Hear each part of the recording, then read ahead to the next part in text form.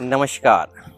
प्रजापिता ब्रह्मा कुमारी ईश्वरीय विश्वविद्यालय में आज ज्ञान मंथन स्टूडियो पहुंचा हुआ है आनंद सरोवर, जहां पर संत सम्मेलन हो रहा है। इस प्रोग्राम के दौरान हमारी मुलाकात नागौर के हमारे महासंत श्री श्री 108 गुरु शंकराचार्य जी। शुभ नाम आपका भाई साहब? नानक दास जी महाराज। नानक दास जी।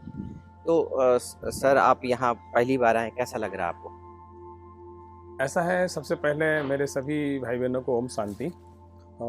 ओम शांति सेंटर ये विश्व का एक ऐसा सेंटर है जो पवित्रता का प्रतीक है।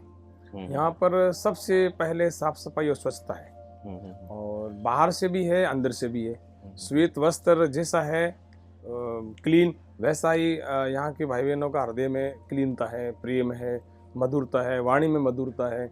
यहाँ के लोगों का व्यवहार है जो है बहुत अच्छा लगता है, मीठा लगता है। और जब यहाँ हर जगह हम घूमते हैं, हर परिसर में जाते हैं, तो बहुत सारा संबोधन करते हैं ओम शांति।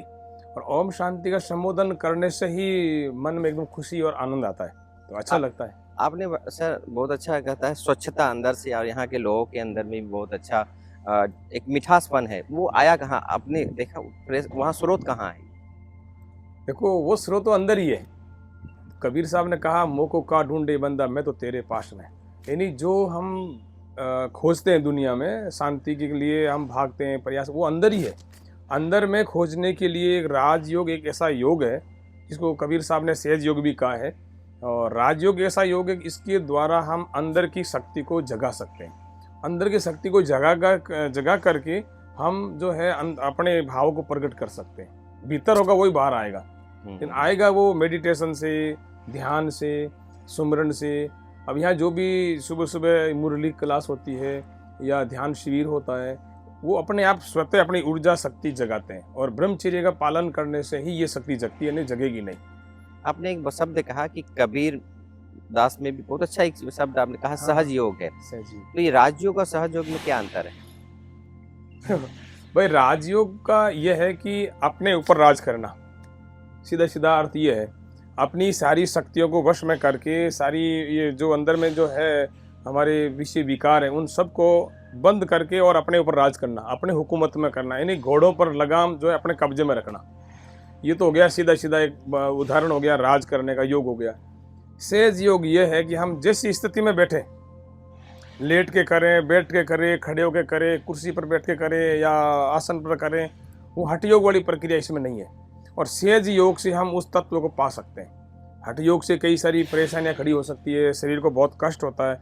इसमें तो हंसते हंसते पाना है। और सहज मैंने सरल, बिल्कुल सरलता से। अब जैसे यहाँ अपन देखते हैं सब लोगों के बीच में सरलता ही तो है। मधुरता क्यों आई? ये मौन रहने से, मेडिटेशन करने से, शांति रहने से। हमारे साधु संत बहुत गुस्सा कर लेते हैं, भिड़ जाते हैं आपस में लठ लेकर के, लेकिन ओम शांति के भाई बहन कभी झगड़ा नहीं करते। इसका कारण क्या है?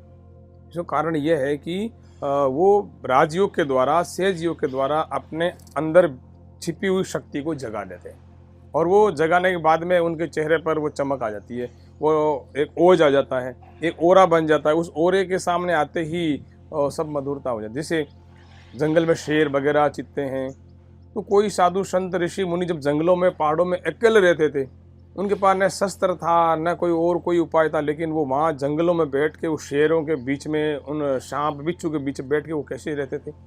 वो उनका राजयोग सहज योग ही था। इसको गुप्त इसलिए हो गया कि हम उसको भूल गए और भौतिकवाद में हम चले गए। तो भौतिकवाद में चीज़ें मिलेगी नहीं। सहज योग में अंदर जाएंगे, भीतर में जाएंगे तो मिलेगा। और वैसे हम सनातनी लोग हैं, हम सनातन का ही प्रचार करते हैं। ये मानव धर्म ही सनातनी है, इसी को ही सनातन कहते हैं। आदि अनादि काल से चली आ रही परंपरा, एक मानवता की परंपरा, वो सनातन है। चाहे ओम शांति के माध्यम से हम ईश्वर को प्राप्त करें, चाहे कबीर के ज्ञान को लेकर प्राप्त करें, चाहे भगवान महावीर के ज्ञान को लेकर प्राप्त करें, चाहे महात्मा बुद्ध को लेके प्राप्त करें, चाहे ईसा मसीह को लेके करें, चाहे महात्मा बुद्ध, किसी को भी ले लो, वो सब आध्यात्मिक शक्ति को जगाने के लिए उन्होंने प्रयास किया। और कबीर साहब का जो योग है वो सहज योग है। तो सहज योग में और राजयोग में अंतर वैसे कुछ भी नहीं है, बिल्कुल एक जैसा ही है। और आपने जो अभी पूछा कि ये मतलब जिस तरह से आप कर रहे हो वो कैसे, अंतर क्या है उसमें, तो अंतर मेरे हिसाब से कुछ नहीं है। जैसे कि हम लोग योग करते हैं तो निराकार परमपिता परमात्मा को याद करते हैं, आप किसे याद करते हैं? हाँ, ये बात भी एक समझने की है। निराकार परमात्मा ही है। हमारे सदगुरु कबीर साहब ने उस जमाने में उपदेश दिया, जब मुगलों का राज था, 700 वर्ष तक मुसलमानों ने राज किया, अत्याचार चरम सीमा पर आ गया था, कोई बोलने वाला नहीं था उस समय 1455-56 में। तो कबीर साहब ने उस समय कहा था कि साहिब सबका बाप है, बेटा किसी का नाय, बेटा होके उतरा वो साहिब नाय। संसार में जो जन्म लेके आता है वो ईश्वर खुदा राम अल्लाह गॉड नहीं हो सकता। तो राम अल्लाह गॉड कौन है? वो निराकार परमात्मा है। वो निराकार परमात्मा है, वो बिंदु स्वरूप है, ज्योति स्वरूप है। और सभी धर्मों में सभी बड़े बड़े महाज्ञानियों ने उनको एक ज्योति स्वरूप में माना है। दीपक लगाते हैं, चिराग लगाते हैं, वो ज्योति स्वरूप में ही है। तो वैसे ही राजयोग के द्वारा जैसे हम ध्यान करते हैं तो कोई न कोई केंद्र बिंदु चाहिए। कोई मूर्ति का ध्यान लगाता है, अच्छी बात है, कोई गुरु की मूर्ति लगाता है, कोई अपने भगवान की मूर्ति लगाता है, जिसकी आराधना जिसके प्रति श्रद्धा है वो मूर्ति लगाता है। लेकिन ओम शांति के द्वारा, राजयोग के द्वारा जो चीज़ यहाँ पर पढ़ाई जाती है वो एक बिंदु, वो बिंदु को ही सब कुछ मान करके और वो ध्यान करते हैं। और बिंदु आज्ञा चक्र, जो हमारा आज्ञा चक्र जब खुलता है तो सारे ज्ञान की प्राप्ति होती है। और आज्ञा चक्र नहीं खुलेगा तो कितनी पढ़ाई कर लो, कितनी डिग्रियां ले लो, उसका बौद्धिक विकास नहीं हो सकता। वो अक्सर ज्ञान करेगा, किताबी ज्ञान करेगा, लेकिन आध्यात्मिक ज्ञान के द्वारा लोग महान तत्व को प्राप्त कर लेते हैं। जैसे कबीर साहब हुए, दादू साहब हुए, दरिया साहब हुए, मीराबाई हुए, फूलाबाई हुए, अनेकों संत ऋषि हुए। वो कॉलेज नहीं गए, स्कूल नहीं गए, लेकिन उनके पीछे आज लोग पीएचडी करते हैं, वो उनके पीछे लोग अनुसंधान करते हैं। इसका मतलब है कि निराकार परम तत्व को पा करके ही हम उस शक्ति को प्राप्त कर सकते हैं। जैसे हमारे बुद्ध महावीर स्वामी जी हैं, उन्होंने आत्मबोध किया, उस समय परमात्मा नहीं आया था। परमात्मा का अवतरण जो है 1936 में दादा लेखराज के माध्यम से हुआ। वो खुद अपने आप को भगवान नहीं कहलाए, सामान्य रूप से चलते रहे। उस समय संस्था उतनी विकास नहीं हुई थी 1936 में, लेकिन आज 140 देशों में इतना तेजी से विकास हुआ है और हर जगह, हर 50 किलोमीटर में हमारे सेवा केंद्र है। इसका जरिया एक ही बना, वह है one God one world family. ठीक है। तो ये पारिवारिक जो भाषणा है, ये परमात्मा आकर हमें दिया। हम आदर्श मानते हैं, लेकिन प्रेरक जो है, हमको जो प्रेर रहा है वो निराकार शिव है, जो हम उसको कहते हैं तुम ही हो माता पिता सखा बंधु। तो हम उसको याद करके उसकी शक्तियों को ग्रहण, उसके खजानों को मैं लेता हूँ, क्योंकि यहाँ जब मैं लूंगा मुझे आत्मा को मिलेगा, तो खजाना उसका जो है सुख शांति आनंद प्रेम पवित्रता ये है। आप जब योग करते हैं उससे आपको क्या प्राप्ति होती है जब आप निराकार को याद करते हैं? तो हमारे भी परंपरा में ये है, हम तो देखो साधु जीवन है हमारा, हम न नशा करते हैं, हम चाय भी नहीं पीते, चाय बीड़ी पूड़ी गुटखा ये कुछ नशा पता है ही नहीं हमारा तो। और इसीलिए नहीं करते हैं कि हम हमारी वृत्तियों को रोकते हैं।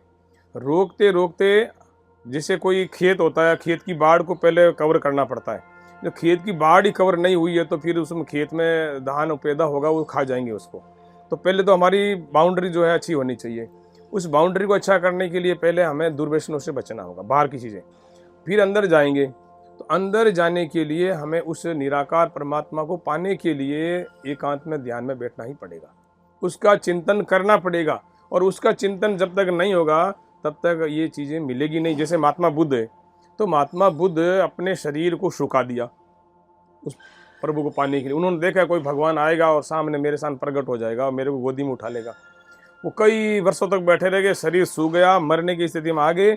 और कोई एक बहन आती है और बहन आके बोलती है महाराज इस तरह से तो ये काम खराब हो जाएगा, आप मर जाओगे आप तो बोले क्या करना चाहिए? तो वो अपनी एक शब्द बोले कि वीणा का तार इतना टाइट मत करो कि टूट जाए, वीणा का तार इतना ढीला मत करो कि उसमें मधुर ध्वनि नहीं आए। समझ में आ गई बात? तो क्या करना चाहिए?